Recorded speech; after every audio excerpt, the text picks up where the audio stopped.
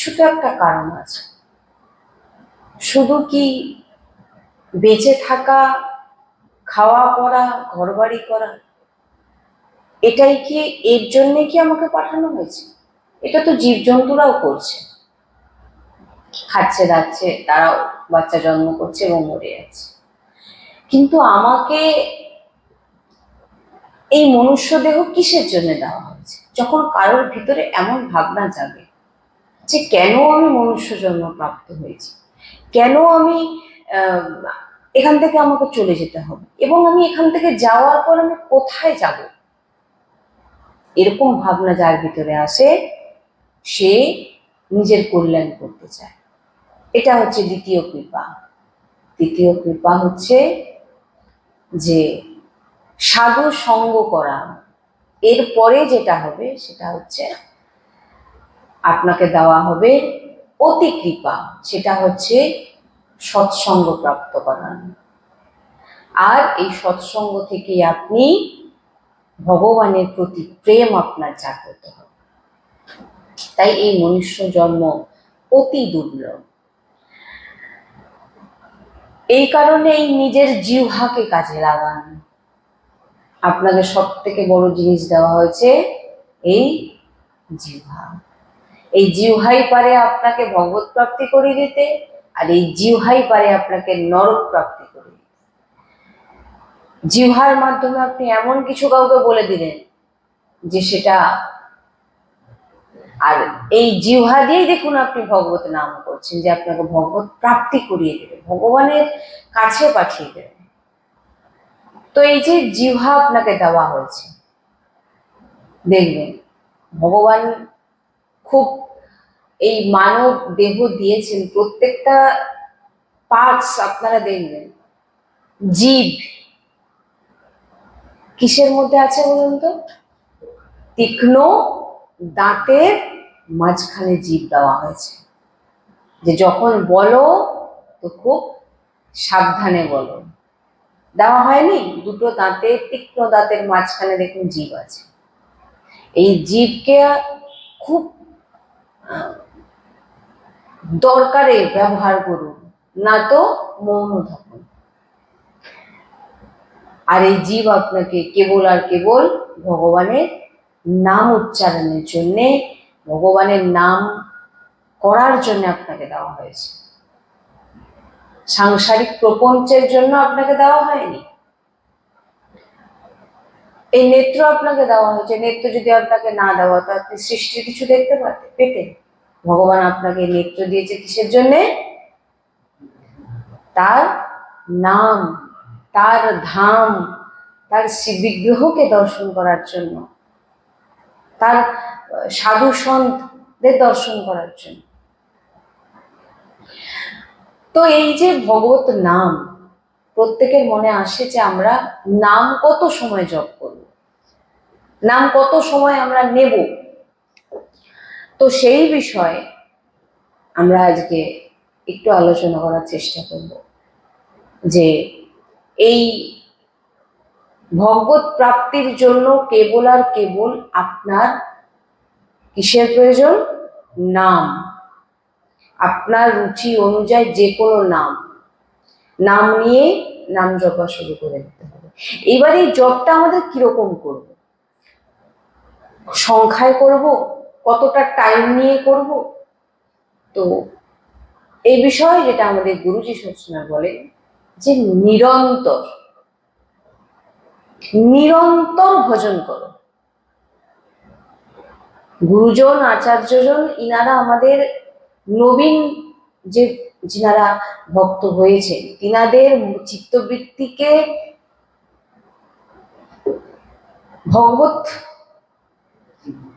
ভগবানের দিকে নিয়ে যাওয়ার জন্য তিনারা একটা সংখ্যায় দিয়ে তিনাদের চিত্তবৃত্তিকে ভগবানের চরণে লাগানোর চেষ্টা করে, তাই জন্য সংখ্যা দিয়েছেন। কিন্তু আমাদের ভজন কোনো সংখ্যায় চলবে না, আমাদের ভজন চলবে নিরন্তর, যেটা প্রত্যেকটা কাজের মধ্যে ভগবানের নাম। আমরা একদিন আগে আমরা সৎসঙ্গটা করেছিলাম, সারাদিনে যদি 15 মিনিট কেউ আলোচনা করে, সারাদিনে যদি কেউ 15 মিনিট ভজন করে, তার 24 ঘন্টা ভজনের সময় বরাবর কেউ এই 15 মিনিট ভজনের সময় করতে পারবে না। সেটা আপনি ওই দিন আসেননি, আপনি শোনেননি। হ্যাঁ, ওটা আপনি সেদিন আসেননি। তো এই বিষয়টা নিয়ে আমরা আলোচনা করেছিলাম যে 15 মিনিট, সারাদিনে 15 মিনিট যদি আপনি ভজন করেন, হ্যাঁ, এগুলো হচ্ছে অনেক উচ্চ স্তর। সেটা সেই জায়গায় পৌঁছাতে গেলে আপনাকে এখন সব সময় ভজন করে যেতে হবে। আপনার প্রত্যেকটা সেকেন্ড, আপনার প্রত্যেকটা নিঃশ্বাস যেন নামময় হয়। কত সময় বলছেন ভগবানের, যখন সাংসারিক চিন্তা আসে তখন তো আমরা ভাবি না যে এই টাইমে চিন্তা করবো সাংসারিক, ভাবি কি? তখন কিন্তু না, তখন যখন চিন্তন আসছে তখনই আমরা সাংসারিক চিন্তা করে যাচ্ছি। আর সাংসারিক চিন্তা কখনো আপনাকে বলে আসে না, এটা স্বতঃ আপনার ভিতরে চলে আসছে। আপনি যেখানে ভালো জায়গায় বসে থাকুন, দেখুন আপনার ভিতরে সাংসারিক চিন্তা ঘুরবে। কিন্তু যখন আপনি ভাগবতিক নামে যখন প্রবেশ করবেন, সেটা যেমন আপনার চিন্তা বিনা চেষ্টায় আসছে, নামও কিন্তু সেই রকমই আপনার নিরন্তর চলবে। এর জন্য কোনো সময়, কোনো গুনতি, কোনো কিছু প্রয়োজন নেই। নারদজি বলেছেন নিরন্তর ভজন করো, প্রত্যেক শ্বাসে শ্বাসে ভজন করো, অব্যাব্রত ভজন করো, নিরন্তর ভজন, সব সময় যেন আপনার নাম চলে। সেটা মালায় চলুক, জিহ্বায় চলুক, যে কোনো প্রকারে কাউন্টারে চলুক, যে কোনো প্রকারে আপনার নিরন্তর যেন নামের সঙ্গে আপনি জুড়ে থাকেন। আর যেটা 15 মিনিট ভজনের কথা বলেছিলাম, 24 ঘন্টায় 15 মিনিট, কেউ 15 মিনিট ভজন করছে আর কেউ 24 ঘন্টা ভজন করছে। কিন্তু এই যে 15 মিনিট ভজন করছে, 15 মিনিট ভজন কিন্তু আপনাকে 24 ঘন্টা যে আপনি সারাদিন ভজন করছে তার বরাবর করতে পারবে না। এই 15 মিনিট ভজন কিরকম, সেটা আমরা আলোচনা করেছিলাম যে একেবারে 15 মিনিট যেন কোনো রকম সংসারের চিন্তা আপনার ভিতরে না আসতে পারে। যদি এইটা হয়, যদি আপনি 15 মিনিট বিনা সংসারের চিন্তা করে নাম উচ্চারণ করছেন এবং সামনে নাম দর্শন করছেন এবং আপনার প্রত্যেকটা শ্বাস, প্রত্যেকটা শিরা উপাসেরা যেন ভগবানের নামে ডুবে যাচ্ছে, পুলকিত হচ্ছে, এই 15 মিনিটের যে ভজন, এটা 24 ঘন্টার ভজনের বরাবরই করতে পারবে। 24 ঘন্টা কেউ মালা নিয়ে বসে আছে, তার সঙ্গে এই ভজনের বরাবরই করতে পারবে না। এই জন্য বলছেন নাম নিরন্তর করো। আর এই যে 15 মিনিট ভজনের কথা আমরা আলোচনা করছি, এটা নবীন ভক্তদের জন্য নয়, তারা এমন করতেও পারবে না।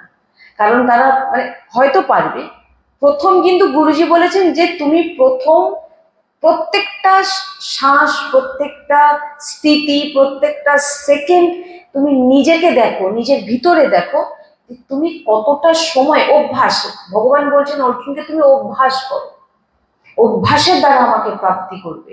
কিরকম অভ্যাস? প্রত্যেকটা সময় নিজের ভিতরে দৃষ্টি রাখুন যে আমি কতটা সময় সাংসারিক চিন্তা করছি আর কতটা সময় আমি ভগবানের চিন্তা করছি। এটাই ভজন।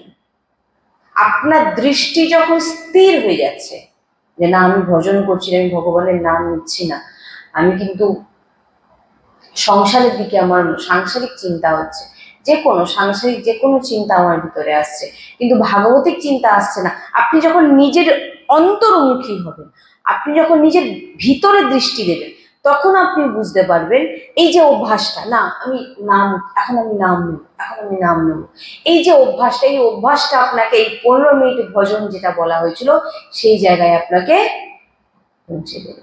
এখন প্রথম আমাদের অভ্যাস করে যেতে হবে।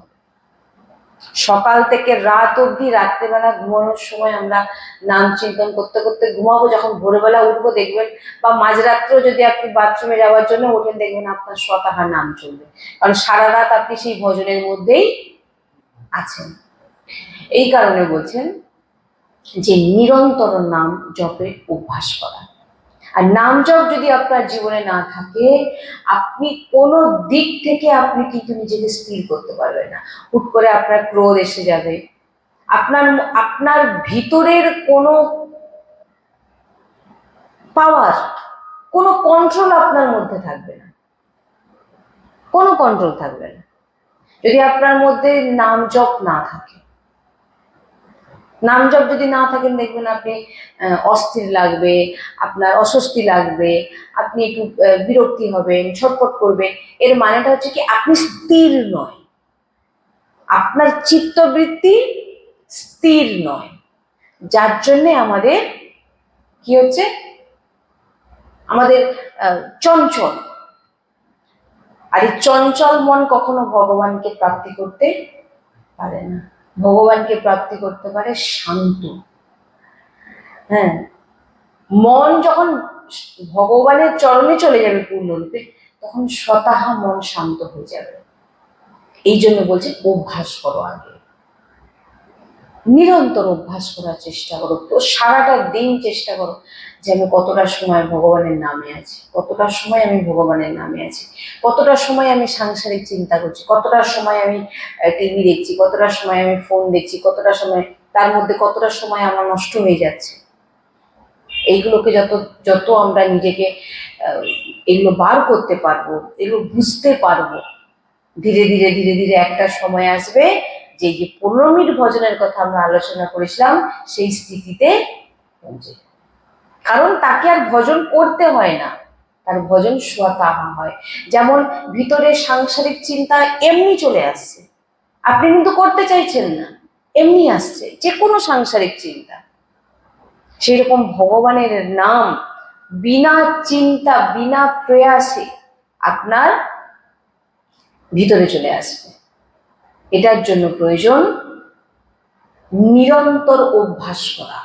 সকাল থেকে আজকে আমি দেখবো আমি কতটা সময়, আপনি যখন ভোরবেলা ঘুম থেকে উঠলেন, ওঠার পর আপনি গুরুদেবকে প্রণাম করলেন, 5 জন সন্ত ওনাদের প্রণাম করলেন, বৃন্দাবন ধামকে প্রণাম করলেন, প্রণাম করার পর এবারে আপনি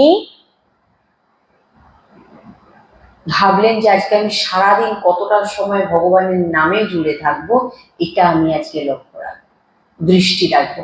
কোথায় দৃষ্টি রাখবো? বাইরে নয়, ভিতরে। ভিতরে মানে আপনার ভিতরটাই হচ্ছে সবকিছু। আপনি যদি কাউকে একটা ঘুষিও মারেন, প্রেরণাটা কিন্তু আপনার কোথা থেকে আসছে? এই ভিতর থেকে। কাউকে যদি আপনি একটা গালাগালিও করে থাকেন, ভাবনাটা কোথা থেকে আসছে?